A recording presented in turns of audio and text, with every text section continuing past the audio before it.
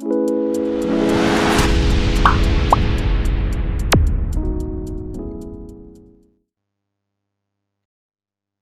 Friends, आप सभी का एक बार फिर से स्वागत है मेरे चैनल अभी स्टडीज़ पर। तो दोस्तों, आज की क्लास में हम 21 जून के करंट अफेयर के क्वेश्चन डिस्कस करेंगे। चलिए आज की क्लास स्टार्ट करते हैं। आज का हमारा पहला क्वेश्चन है, केंद्रीय मंत्रिमंडल ने जैव विविधता जलवायु परिवर्तन के प्रभाव पर अध्ययन के लिए किस मिशन को मंजूरी दे दिया है? केंद्रीय मंत्रिमंडल ने जैव विविधता जलवायु परिवर्तन के प्रभाव पर अध्ययन के लिए किस मिशन को मंजूरी दे दी है? तो इसके ऑप्शन है blue ocean mission, gap ocean mission, type ocean mission या डीप ओशन मिशन। तो दोस्तों इसका आंसर है D, deep ocean mission. Deep ocean mission. केंद्रीय मंत्रिमंडल ने गहरे समुद्र मिशन, डीप माने गहरा होता है, सबको ही पता होगी, तो गहरे समुद्र मिशन को हरी झंडी दे दी है। काफी समय से इस पर विचार चल रहा था।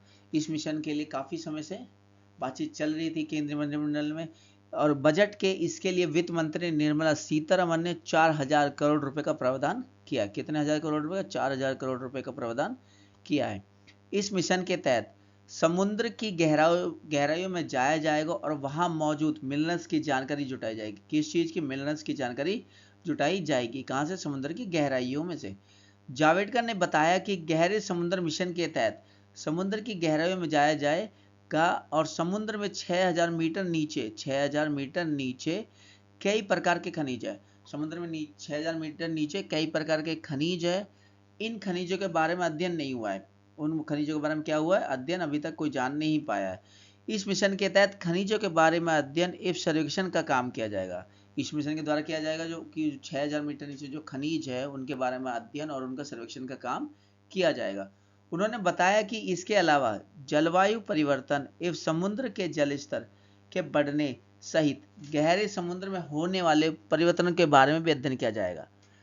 इसके द्वारा क्या किया जाएगा? जलवायु परिवर्तन एवं समुद्र के जल स्तर के बढ़ने, जो समुद्र का जल स्तर बढ़ जाता है उसके लिए, और समुद्र में होने वाले परिवर्तन के बारे में भी अध्ययन किया जाएगा।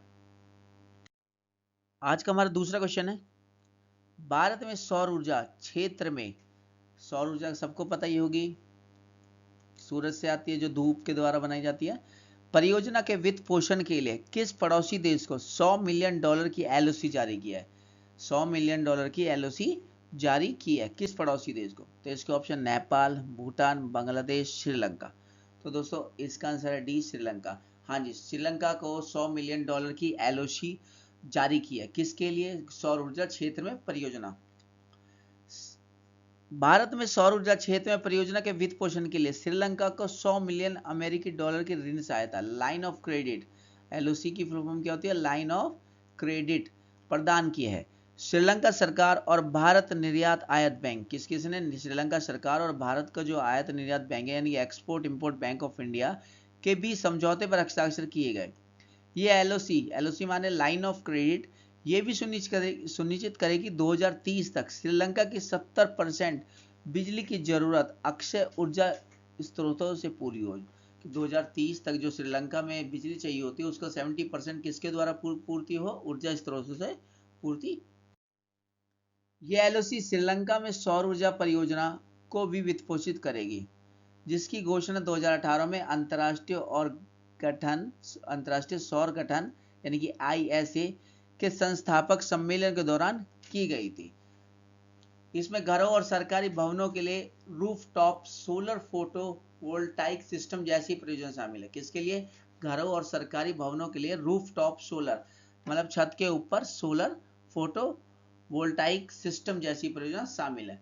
भारत और श्रीलंका के संबंध। भारत 2030 तक अक्षय ऊर्जा स्रोतों का उपयोग करके राष्ट्रीय बिजली आवश्यकताओं का 70% करने के लिए श्रीलंका के राष्ट्रपति के दृष्टिकोण पर श्रीलंका के साथ समझौते पर हस्ताक्षर करने वाला पहला देश बन गया। 2030 तक ये चाहते हैं कि जो भी हमारी जरूरत है बिजली की उसका 70% हमारा कहां से पूरा? ऊर्जा स्रोतों से।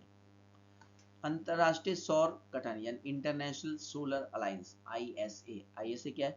श्रीलंका सहित 79 देशों में नरेंद्र मोदी और फ्रांस के पूर्व राष्ट्रपति फ्रांसवा ओलांद द्वारा संयुक्त रूप से शुरू किए गए। किसके द्वारा? फ्रांस के पूर्व राष्ट्रपति फ्रांसवा ओलांद द्वारा संयुक्त रूप से शुरू किए गए आईएसए के फ्रेमवर्क समझौते पर हस्ताक्षर किए।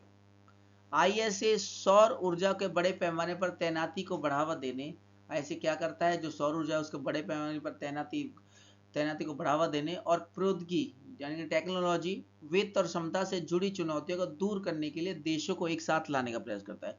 जो इसमें प्रॉब्लम आ रही है, कोई भी चुनौती सामने आ रही है, तो उस चुनौती को दूर करने के लिए जो भी देश है उन सबको एक साथ लेके आता है।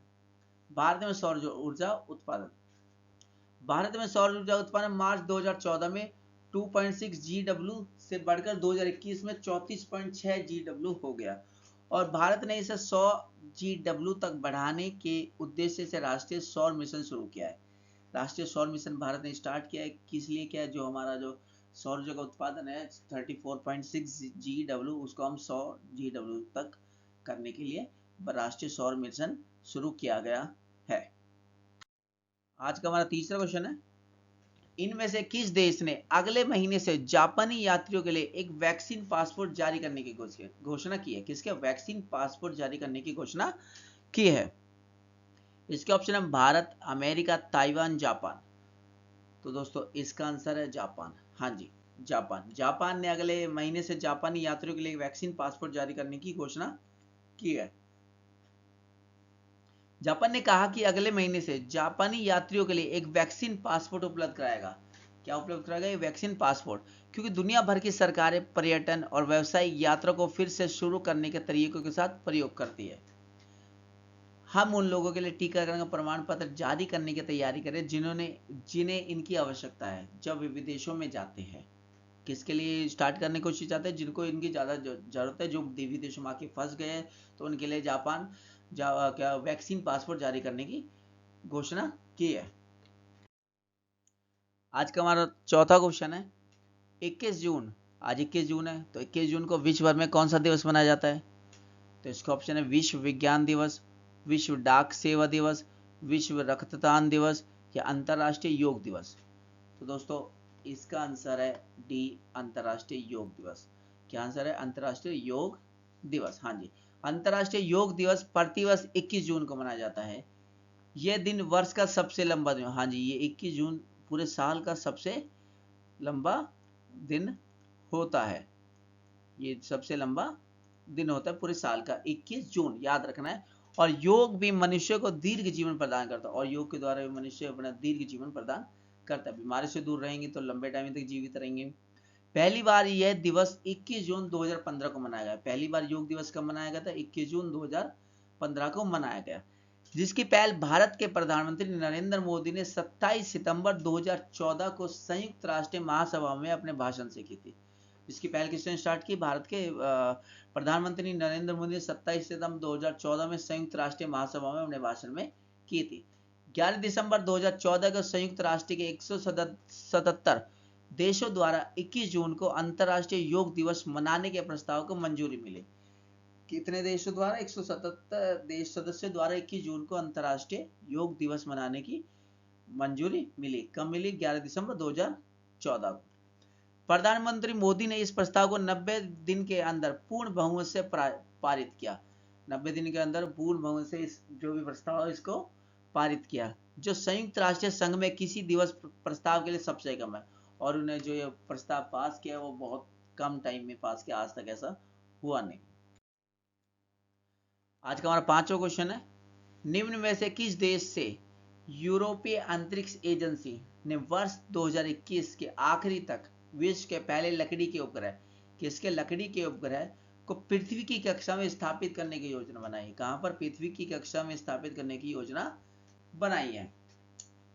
जापान, चीन, ऑस्ट्रेलिया, न्यूजीलैंड। तो दोस्तों इसका आंसर है डी, न्यूजीलैंड। हाँ जी, न्यूजीलैंड ने यूरोपीय अंतरिक्ष एजेंसी 2021 के एंड तक वहां पे लकड़ी के उपग्रह को पृथ्वी की जो कक्षा है उसमें स्थापित करने की योजना। न्यूजीलैंड यूरोपीय अंतरिक्ष एजेंसी ESA ने इस साल के अंत तक, कब? 2021 के अंत तक दुनिया के पहले लकड़ी के उपग्रह, हाँ जी, ये पहला लकड़ी का उपग्रह होगा, कहाँ पे बनेगा? वो न्यूजीलैंड में, और इसका नाम है WUISA। क्या नाम है? WUISA वुडसैट को पृथ्वी की कक्षा में स्थापित करने की योजना बनाई है। उपग्रह का मिशन क्या है, ये उपग्रह क्यों बनाया जा रहा है? इसका मिशन है अंतरिक्ष यान संरचनाओं में, जो भी अंतरिक्ष बनाए, अंतरिक्ष यान या सैटेलाइट जो भी बनाई जाती है उसमें प्लाईवुड जैसी लकड़ी की सामग्री की प्रत्योजता का परीक्षण करना है, ताकि हम उससे बनाए हुई प्लाईवुड की जो भी लकड़ी से बनाए तो वो चलेगा, मतलब वो सक्सेसफुल हो पाएगा नहीं हो पाएगा, उसके लिए ये टेस्ट किया जा रहा है। और इसे विस्तारित अवधि के लिए अत्यधिक अंतरिक्ष स्थितियों जैसे गर्मी, ठंड, वैक्यूम और विकिरण से उजागर करना है। और ये जो हम ये वुड स्थापित करेंगे तो उसे चेक करना है कि वो गर्मी, ठंड, वैक्यूम और जो भी मौसम परिवर्तन है उन सबको झेल पाएगा या नहीं झेल पाएंगे। इसे न्यूजीलैंड के माहिया प्रायद्वीप परीक्षण परिसर में रॉकेट लैब इलेक्ट्रॉन रॉकेट, कौन से रॉकेट लैब इलेक्ट्रॉन रॉकेट के साथ 2021 के अंत तक अंतरिक्ष में प्रेषित किया जाएगा। किसमें? 2021 के अंत तक अंतरिक्ष में प्रेषित किया जाएगा। फिनलैंड में डिजाइन और निर्मित उपग्रह कहां पे बनाया जाएगा? फिनलैंड। और निर्मित उपग्रह लगभग 500-600 किलोमीटर की ऊंचाई पर लगभग ध्रुवीय सूर्य तुल्यकालिक कक्षा में परिक्रमा करेगा। पृथ्वी से 500-600 किलोमीटर ऊपर ये वहां पे परिक्रमा करेगा। WISA वुडसैट एक 10x10 सेमी नैनो उपग्रह, ये क्यूब देखा होगा अपने, तीनों साइड से बराबर होता है, वही है ये भी नैनो उपग्रह है, जिसे फ्लाईवुड से बने मानकीकृत बक्से और सतह पैनलों से बनाया गया। किसके द्वारा बनाया गया? जिसे प्लाईवुड से बने मानकीकृत बक्से और सतह पैनलों से बनाया गया है। वही सामग्री जो हार्डवेयर स्टोर में या फर्नीचर बनाने के लिए मिलती है, और वही सामग्री जो हार्डवेयर स्टोर में या फर्नीचर बनाने के लिए मिलती है उनसे ही तो बनाया गया। आज का हमारा छठा क्वेश्चन है, हाल ही में किसने आम चुनाव 2019 पर एक एटलस जारी किए? हाँ जी, जो आम चुनाव 2019 हुए तो उस पर एक एटलस जारी की गए, तो वो किसने जारी किया? नीति आयोग, योजना आयोग, चुनाव आयोग, शिक्षा आयोग? तो दोस्तों इसका आंसर है सी, चुनाव आयोग। हाँ जी, चुनाव आयोग ने आम चुनाव 2019 पर एक एटलस जारी की है। इसका नाम है जनरल इलेक्शन 2019 एन एटलस। इस एटलस को मुख्य चुनाव आयुक्त सुशील चंद्रा और चुनाव आयुक्त राजीव कुमार और चुनाव आयुक्त अनूप चंद्र पांडे ने जारी किया। किस किसने? सुशील चंद्रा, राजीव कुमार और अनूप चंद्र पांडे ने इसको एटलस को तैयार किया है। यह दस्तावेज शोधकर्ताओं और शिक्षाविदों के लिए फायदेमंद होगा। किस किस के लिए? शोधकर्ताओं और शिक्षाविदों के लिए फायदेमंद होगा। और भारतीय चुनावों के विशाल परिदृश्य की खोज में मदद करेगा। जो भारतीय चुनाव उसके विशाल जो परिदृश्य है उसकी खोज में मदद करेगा। जनरल इलेक्शन 2019 एन एटलस, थोड़ा सा उसके बारे में जान लेते हैं। इस आम चुनाव एटलस में आम चुनाव 2019 के सभी सांख्यिकी आंकड़े और डेटा शामिल है। सभी सांख्यिकी आंकड़े, जो भी डेटा है 2019 के आम चुनाव का इस एटलस में वो दर्शाया गया है। इसमें 90 टेबल और 42 विषयगत मानचित्र शामिल है। कितने? 90 टेबल बनाई गई और 42 विषयगत मानचित्र शामिल है, जो चुनाव के विभिन्न पहलुओं को दर्शाते हैं। जो क्या करते हैं? चुनाव के विभिन्न पहलुओं को दर्शाते हैं। ये भारतीय चुनावों में संबंधित दिलचस्प और तथ्य और कानूनी प्रावधानों को भी प्रदान करता है। यह हाईलाइट करता है कि 23 राज्यों और केंद्र प्रशासित के डेटा जहां महिला मतदान प्रतिशत पुरुष मतदान प्रतिशत से अधिक है। ये क्या क्या दर्शाता है कि 23 राज्यों और केंद्र शासित प्रदेशों के जहां जो महिला का जो मतदान करने का प्रतिशत है वो पुरुषों की तुलना में ज्यादा है। उम्मीदवारों या निर्वाचकों के संबंध में सबसे छोटे और सबसे बड़े संसदीय क्षेत्र के बारे में जानकारी। जो सबसे बड़ा संसदीय क्षेत्र या सबसे छोटा संसदीय क्षेत्र उनके बारे में जानकारी देना। राजनीतिक दलों का प्रदर्शन, और जो राजनीतिक दल है उनका क्या प्रदर्शन रहा है इसमें विभिन्न आयु वर्गों के मतदाता, लिंग अनुपात और निर्वाचकों की तुलना चार्ट के माध्यम से विभिन्न श्रेणियों से संबंधित मतदाताओं के डेटा शामिल है। इसमें क्या है? जो जिन लोगों ने वोट डाला उनकी आयु के हिसाब से, मतलब लिंग के अनुपात और निर्वाचकों की तुलना का एक चार्ट बनाया गया है। इस एटलस के अनुसार इतिहास में 2019 के आम चुनाव के दौरान सबसे कम लिंग अंतर देखा गया है। 2019 में जो आम चुनाव है तो सबसे कम लिंग अंतर देखा गया है। यह 1951 के बाद आम चुनाव में लड़ने वाले उम्मीदवारों की संख्या की भी तुलना करता है। ये जो 1951 आम चुनाव में लड़ने वाले उम्मीदवार थे उनकी संख्या की भी तुलना करता है। 2019 के आम चुनाव में कुल 8054 योग्य उम्मीदवारों ने चुनाव लड़ा। किसने? 8054 योग्य उम्मीदवारों ने चुनाव लड़ा। आज का हमारा 7वां क्वेश्चन है, भारत और किस पड़ोसी देश में हाल ही में पर्यावरण के क्षेत्रों में सहयोग के लिए समझौता ज्ञापन पर हस्ताक्षर किए हुए? किस चीज पर? पर्यावरण के क्षेत्रों में सहयोग के लिए समझौता ज्ञापन पर हस्ताक्षर हुए भारत और किस पड़ोसी देश? ऑप्शन है भूटान, बांग्लादेश, अफगानिस्तान, श्रीलंका। तो दोस्तों इसका आंसर है भूटान। हाँ जी, भारत और भूटान ने पर्यावरण के क्षेत्रों में सहयोग के लिए एक समझौता ज्ञापन पर हस्ताक्षर किए हैं। इस समझौते के इंपॉर्टेंट पॉइंट मैं बता देता हूँ। यह समझौता हस्ताक्षर करने की तारीख से 10 वर्षों तक के लिए लागू होगा। कब से? जैसे आज उन्होंने आज इस पर साइन करते हो तो आज से लेकर 10 साल तक ये लागू रहेगा। दोनों देशों के द्विपक्षीय हित तथा पारस्परिक प्राथमिकता को ध्यान में रखते हुए इस समझौते में वायु अपशिष्ट, रासायनिक प्रबंध, जलवायु परिवर्तन और अन्य पर्यावरणीय क्षेत्रों को शामिल किया गया। किस चीज को? वायु अपशिष्ट, रासायनिक प्रबंध, जलवायु परिवर्तन और अन्य जो पर्यावरण के जो क्षेत्र हैं उनको सब में शामिल किया गया। यह समझौता दोनों देशों में लागू कानूनों तथा कानून प्रावधान को ध्यान में रखते हुए इक्विटी, पारस्परिकता तथा पारस्परिक लाभों के आधार पर दोनों देशों को पर्यावरण के संरक्षण तथा प्राकृतिक संसाधनों के प्रबंध में निकट और दीर्घकालीन सहयोग को स्थापित और सुनिश्चित करने में सक्षम है। समझौते की पृष्ठभूमि थोड़ा सा पढ़ लेते हैं।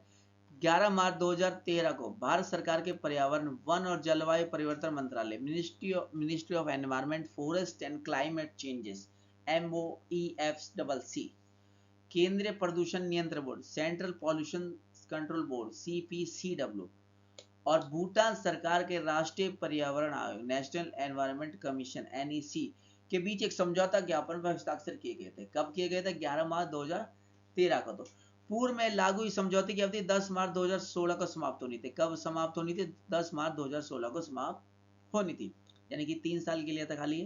अतः इसके पूर्व के समझौता ज्ञापनों को लाभों को ध्यान में रखते हुए दोनों देशों द्वारा पर्यावरण के क्षेत्र में सहयोग और समन्वय को जारी रखने का निर्णय लिया गया। और इसीलिए जो इनका समझौता 2016 में खत्म हो गया था, उनको अब उसको बढ़ा लिया 10 सालों के लिए। आज का हमारा 8वां क्वेश्चन है, भारतीय नौसेना और यूरोपीय संघ नौसेना बल के बीच हाल ही में किस खाड़ी में संयुक्त अभ्यास आयोजित किया गया? किसके बीच? भारतीय नौसेना और यूरोपीय संघ नौसेना के बीच एक युद्ध अभ्यास हो रहा है, यानी कि युद्ध की प्रैक्टिस की जा रही है। वो कौन सी खाड़ी में की जा रही है? ऑप्शन है बंगाल की खाड़ी, अटलांटा की खाड़ी, अरब की खाड़ी या अदन की खाड़ी। तो दोस्तों इसका आंसर है अदन की खाड़ी। अदन की खाड़ी, हाँ जी, अदन की खाड़ी में भारतीय नौसेना और यूरोपीय संघ नौसेना के बीच संयुक्त अभ्यास आयोजित किया गया है। भारतीय नौसेना और यूरोपीय संघ नौसेना अदन की खाड़ी में अपना पहला अभ्यास कर रहे हैं। ये 2 दिवसीय, कब खत्म होगा? 19 जून को। हाँ, 2 दिन का था, 18 और 19 जून को ये अभ्यास किया गया। तो 19 जून को समाप्त होगा। भारतीय नौसेना के जहाज त्रिकंद, भारतीय सेना के नौसेना के जहाज त्रिकंद ने इस अभ्यास में भाग लिया। किसने? क्वेश्चन आ सकता है कि जो भारत और यूरोपीय संघ के बीच में ये 2 दिन का जो अभ्यास हुआ था उसमें भारत के कौन से जहाज ने उसमें अभ्यास मतलब भाग लिया था? तो किसने लिया था? त्रिकंद, जो वर्तमान में समुद्री डकैती रोधी अभियानों के लिए तैनात है। किसके लिए? समुद्री डकैती रोधी अभियानों के लिए तैनात है। 4 नौसेनाओं में से 5 युद्धपोतों ने इस अभ्यास में हिस्सा लिया। कितने? 4 नौसेनाओं में से 5 युद्धपोतों ने इस अभ्यास में हिस्सा लिया। इसका आयोजन 18-19 जून 2021 को किया गया। इस अभ्यास में भाग लेने वाले अन्य युद्धपोतों में Italian navy ship, 2 French navy ship और स्पेनिश नेवी शिप शामिल है। कौन कौन से? Italian navy ship, 2 French navy ship और स्पेनिश नेवी शिप शामिल है। आज का हमारा 9वां क्वेश्चन है, कट्टरपंथी माने जाने वाले इब्राहिम रईसी ईरान के कौन से राष्ट्रपति चुने गए? हाँ जी, ईरान के नए राष्ट्रपति चुने गए इब्राहिम रईसी। उनको बहुत बड़ा कट्टरपंथी माना जाता है। तो वो ईरान के कौन से राष्ट्रपति हैं? ऑप्शन है 3वें, 5वें, 8वें या फिर से 8वें। गलत हो गया था, ये 8 नहीं 7वें होगा यहाँ पे। तो दोस्तों इसका आंसर है 8वें। हाँ जी, ये जो इब्राहिम रईसी है ईरान के 8वें राष्ट्रपति बन गए हैं। 62% वोटों के साथ उन्होंने जीत दर्ज की। कितने प्रतिशत वोट उनको मिले थे? 62%। माना जा रहा है कि अगस्त में वो शपथ लेंगे। हाँ जी, अगस्त में वो राष्ट्रपति की शपथ लेंगे। वह निवर्तमान राष्ट्रपति हसन रूहानी की जगह लेंगे। इससे पहले कौन राष्ट्रपति थे? हसन रूहानी। उनकी जगह कौन लेंगे अब? इब्राहिम रईसी। रईसी इस समय न्यायपालिका के प्रमुख है। अभी वो क्या कर रहे हैं, रईसी इस समय न्यायपालिका के प्रमुख है। उन्होंने 23 वर्ष पहले 1988 में 5000 राजनेताओं को फांसी दिलवाई थी। हाँ जी, जो कट्टरपंथी इसीलिए माने जाते हैं इब्राहिम रईसी, क्योंकि उन्होंने 23 साल पहले यानी कि 1988 में 5000 राजनेताओं को फांसी दिलवाई थी। आज का हमारा 10वां क्वेश्चन है, भारतीय टीम के कप्तान विराट कोहली कितने टेस्ट मैच में कप्तानी करने के साथ ही सबसे ज्यादा टेस्ट मैच में कप्तानी करने वाले भारत के कप्तान बन गए हैं? 60 test match, 50 test match, 70 test match, 61 test match. तो दोस्तों इसका आंसर है 61 टेस्ट मैच। हाँ जी, भारत और न्यूजीलैंड के बीच वर्ल्ड टेस्ट चैंपियनशिप का फाइनल मुकाबला इंग्लैंड के साउथहैम्पटन में खेला जा रहा है। इस मैच में कप्तान कोहली ने एक अनोखा रिकॉर्ड बनाया है। विराट कोहली भारतीय टीम के टेस्ट क्रिकेट में सबसे ज्यादा मैच में कप्तानी करने वाले खिलाड़ी बन गए। हाँ जी, विराट कोहली सबसे ज्यादा टेस्ट मैच में कप्तानी करने वाले भारत के पहले खिलाड़ी बन गए। उन्होंने इस मामले में महेंद्र सिंह धोनी को पीछे छोड़ दिया है। कोहली लगातार एक के बाद एक रिकॉर्ड अपने नाम कर रहे हैं। हाँ जी, इनका रिकॉर्ड क्या बन गया, 61 टेस्ट मैच। हाँ जी, पहले खिलाड़ी बन गए जिन्होंने इतने टेस्ट मैच के लिए भारत में कप्तानी की है। तो दोस्तों आज की वीडियो में इतना ही। अगर वीडियो पसंद आए तो लाइक शेयर एंड सब्सक्राइब जरूर करें। जय हिंद, जय भारत।